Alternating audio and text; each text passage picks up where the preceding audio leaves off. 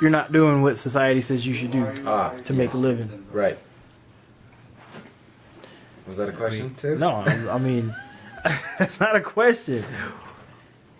What's made you go after your dreams, go after, you know, things that you want? Yeah. Okay. Are you filming right now? Yeah. Oh. You're gonna edit this, right? Yeah, So of I don't course, wanna see man. That's a lot of editing. it. You're like, that doesn't even make any You want sense. some leftovers too, Mark? I guess, you know, I never like started out thinking, oh, I need to go after my dreams and that's what's going to make me happy. It was more like just the path that kind of developed over time. You know, I've always kind of felt the need to do stuff I love, and I never felt the need to, I have to get a job to make money so I can get a house, so I can get a wife and family and security and all that kind of stuff. You know, I've always been like artistic since I was younger. Was never very school orientated, you know. You know, unfortunately, when I was in school, there wasn't any like art schools around, so I didn't do well in school. Where I could have got a scholarship to an art school, and then once after, you know, I dropped out of high school and everything, and a few years later, they're like, "Oh yeah, there's art school here in Vegas." I'm like, "Oh man, probably should have done better in school." And I'm not instead of having $50,000 in debt, which I do now, but you know, and like the fighting thing, you know, it kind of just came along, and it was like, yeah, that's something I've always wanted to do. You know, since I was little. I guess it really all boils down to, you know, when my best friend died, you know, and so young, he was 18, you know, I realized, you know, it makes you realize we don't have a lot of time. And you spend all this time thinking, oh, if I do all these things the right way, if I get this job, if I get this house, like, you're secure and you're going to have this and that and the other. But all that stuff can get taken away from you, no matter how secure you think you are, no matter how good a job you have. You can get fired, you know, no matter how much money you have, it can get taken away. You know, I mean, look at all the millionaires and people that just lost everything in you know, the crash or whatever you want to call it. I mean, they all thought they were secure, and that they weren't. And then if all that's gone, what are you left with? Nothing. You don't have nothing. So if you're not living your life going after what you feel you should do, like what you're passionate about, all that other stuff can get taken away from you. You shouldn't be driven by, you know, financial things or security. I mean, those things are very important, you know, and obviously they're more important when you have a family and, you know, there's kids and stuff like that. But even then, if you don't have that drive to do stuff, I mean, you know, when those things get taken away from you, you're just left with nothing, and you have like no will to go on. Where do you go from there? So, like, for me, it's always been about going after my dreams, and if I make money and this and that and the other, great. But if not, at least I know that I'm doing what I love, and I wake up with a smile on my face every day. You know, it's still hard. You know, even if you're doing what you love, it's still work. You know, regardless of how fun something is, it's still work. But I'd rather be passionate about it and be working at it, and you know, stuff like that. Yeah. Are you recording? Yeah. Yeah.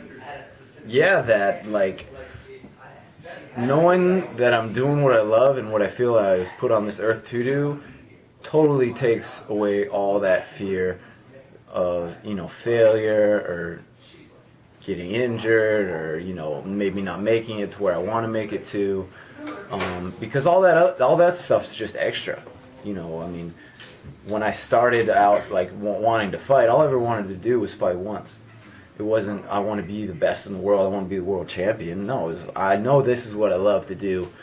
I want to do this. And there was no, like, main goal. You know, it was like, this is what I love to do. I want to keep doing this, and I want to get better. And, you know, I never really thought ahead more than that. It was like a series of things. You know, you get to this point, and then what's the next point? You get to that point, and what's the next point after that? It wasn't like I started out day one, oh, I want to be one of the best fighters in the world. I didn't even think that was even, you know, possible. I was like, I just want to train you know, I just want to do this. Is, you know, I love this. You know, I could never have imagined in a million years ever that I'd be here. I mean, even being here now, I'm just like it's surreal to me, you know, and having, you know, people like come up to me and say they look up to me and stuff like that. I'm still like, it's just so weird to me. I'm like, why?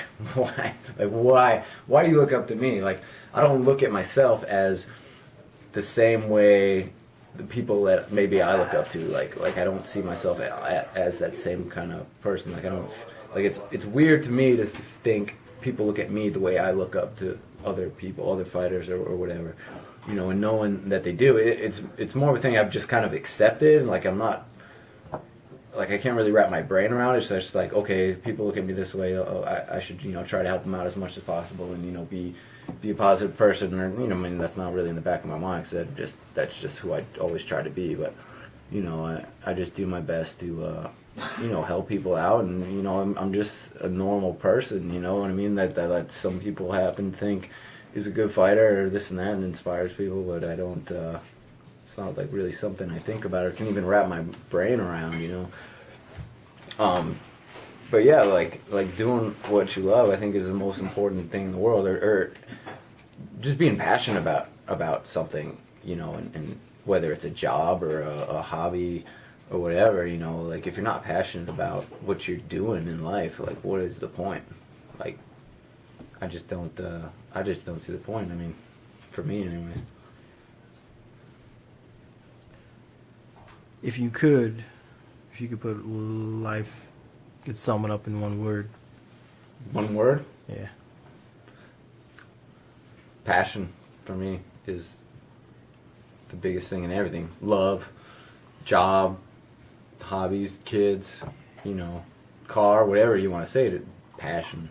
If you have passion for whatever it is, another person, a career, a hobby, that's what it's about. That's what it's about. That's what'll keep you going through all the ups, the downs, the injuries, the, you know, lack of money, you know, the ups and the downs, man. They're gonna come no matter what you do. So you better find something you're passionate about to get you over those hurdles, and you know, keep pressing forward, and it gives you, you know, something to look forward to. You know, as long as you know you're passionate about it, it doesn't really matter what level you're at. You know, whether you're the best in the world or the worst in the world. I mean, I remember seeing something about the worst boxer of all time, or the worst record of all time. Dude was like 20-100 and something. And I'm like, man, that just shows you how much this guy loves fighting, loves the sport. You know, it's not about wins and losses and things like that. That's just extra. You know, if you love it, that shouldn't matter. That's good, and it's helpful, and you know, it's something to strive for. But if you can't win, would you keep doing this? I would. I'd keep fighting, because that's not what it's about for me. It's about getting better, testing myself, you know, doing what I love. Winning's great, but if I knew I was going to lose every fight, I'd still go out there and fight. So, passion. Damn. All right.